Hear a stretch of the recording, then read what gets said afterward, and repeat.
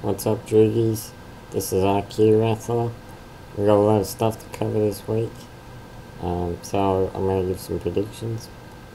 Not for every fight, I'll never get through it all. But we kick things off with UFC Sanchez vs Campman. Now, this is a really good card, actually. Better than 127, at least on paper, in my opinion. First fight is Dave Branch vs Husamar Paul Harris. I cannot believe this is the first fight on the prelims. Paul Harris is coming off a loss to Nate Marquardt that was, a bit controversial. The guy's a beast. He's straight up beast. He doesn't give a fuck about position or any of that shit. If you give him a sub, he's going for it, and I really admire that about him. Dave Branch is no slouch on the ground himself, with his only loss being a Rampage Slam KO that he got from Gerald Harris. So this will be pretty back and forth, I think, with some good grappling, I hope. I'll take Paul Harris by sub in round 2. Igor Pokraitz is back versus Todd Brown. Rob Kimmons versus Dong Yang. Dong Yang looked really good in his first fight with the UFC. I felt like he got a bit robbed in the fight with Chris Camozzi. So I'm looking forward to seeing how he does this time around. Steve Cantwell versus Cyril Diabate. That will be awesome. Two guys swinging for the fences, trying to knock each other's heads off. I can't wait for that. I'll take Cyril Diabate. I just think his striking on a technical level is much better than Cantwell's. So I'll take him by TKO round 3. Then we have next fight is Shane Roller versus Thiago Tavares. This fight is pretty overlooked, I think. Both guys are fairly evenly matched on paper. Tough one to call here. I don't know on that one. Takeya Mizugaki is back. That guy's tough as hell. So I'll be rooting for him.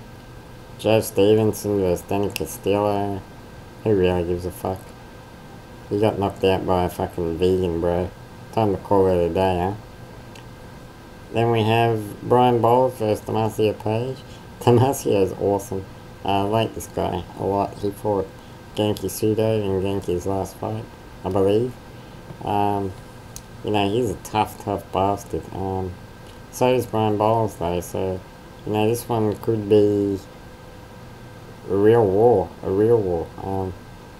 Tough one. But I'll go with my boy Damacio.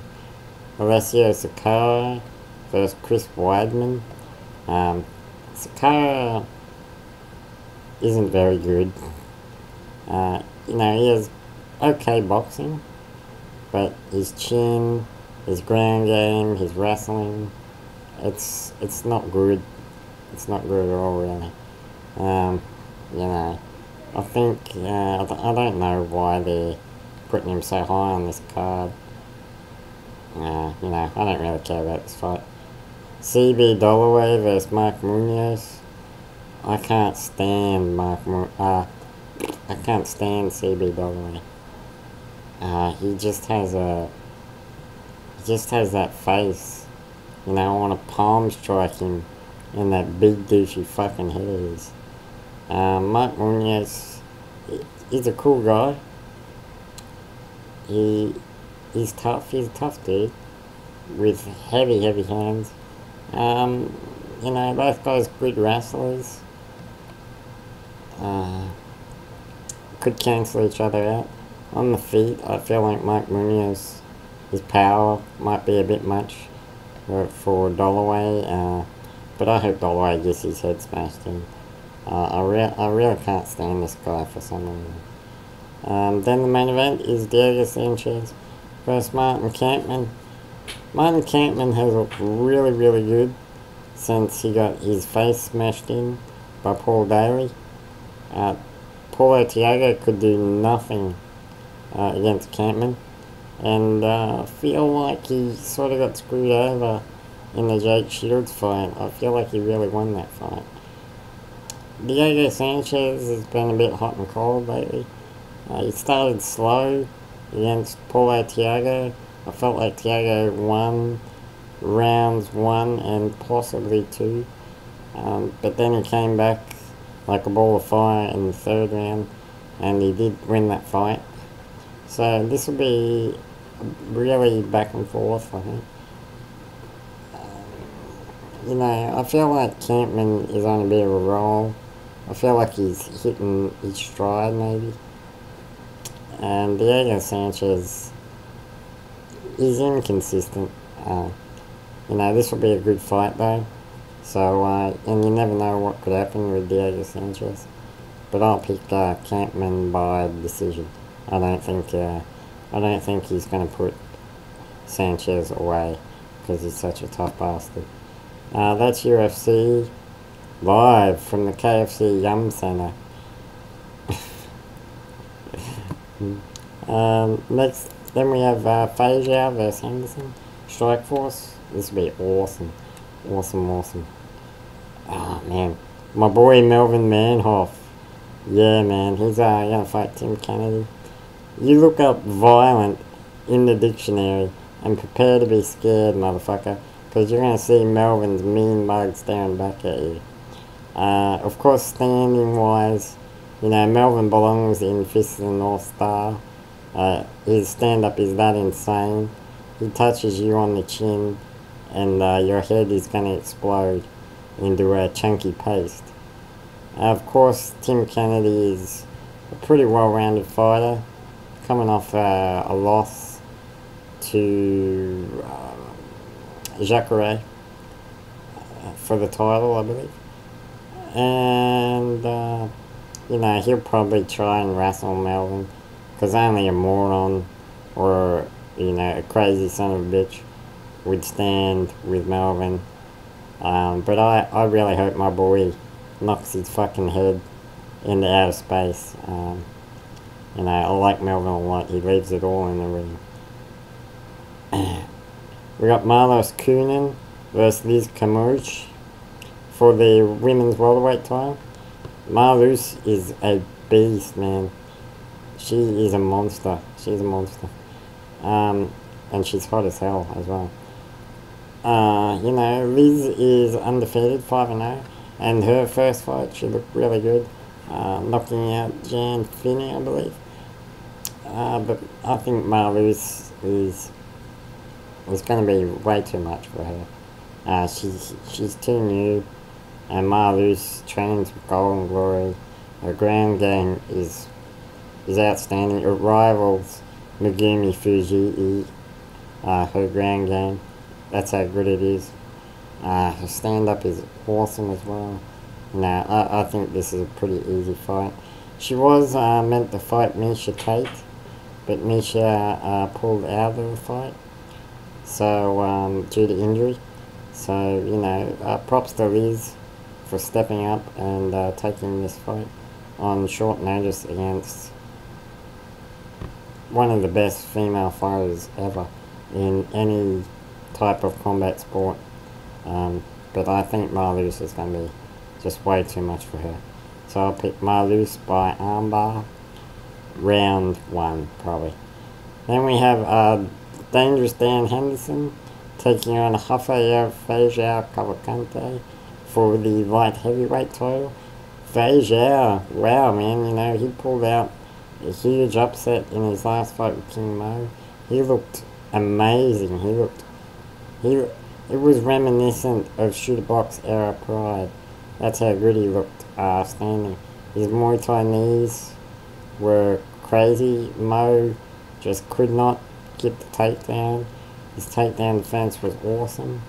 But Dan Henderson looked really, really good as well in the fight with Babalu. He didn't look so good against Jake Shields, but Jake Shields has a habit of making everyone look terrible. So I'm not reading too much into that. Tough fight to call, man. Dan Henderson is one of the few Pride guys still around who's doing good. you know, he's getting up there a bit in age, so I'm not sure if that will play a factor. I just think it's Feijiao's time. You know, he's been a prospect for so long, and after the knockout loss to Mike Kyle, I feel like he really, I feel like that really woke up a beast. And I think Feijiao's going to take this. Probably a decision, but I will say TKO in round 4. That's Strikeforce, March 5th from Columbus, Ohio. Be sure to watch that. Support Strikeforce. They haven't had a bad show in so long. I can't even remember the last time they had a bad show. So support Strikeforce. Then we have Bellator Fighting Championships 35 on March 5th as well from California in the US. This is the start of a new season. I love Bellator. They put on some fantastic fights with some guys who don't get the exposure that they should, but Bellator give it to them. Some fights on that. Joaquin Spirit Wolf, I love that guy. Versus Jamie Jarr. Spirit Wolf always brings it. Zoila, the Megumi Robber Frausto, was fighting on there as well. Rick Horn versus Jim Wallhead. Battle of the Judo guys. This will be really interesting. You don't see high level judo in MMA much. And I feel like these guys are going to bring it. Tough one to call. I'll go Rick Horn on this one. By possibly a knockout. Dan Hornbuckle is going to fight Brent Weidman. That would be awesome. I love Dan Hornbuckle. You know, he's a bit of a journeyman, but he has a really good record, actually. And he did good in shoot boxing last year. I like him here. I like him a lot. I'll take him by submission. Lyman Good versus Chris Lozano. Lyman, he got grapple fucked to death by Ben Askren. I don't think Chris Lozano is going to be able to do that to him. So I'll take the third cyborg in this fight. Then Jay Haran is going to face Anthony Lapsy. Jay Haran is so underrated, so overlooked for so long.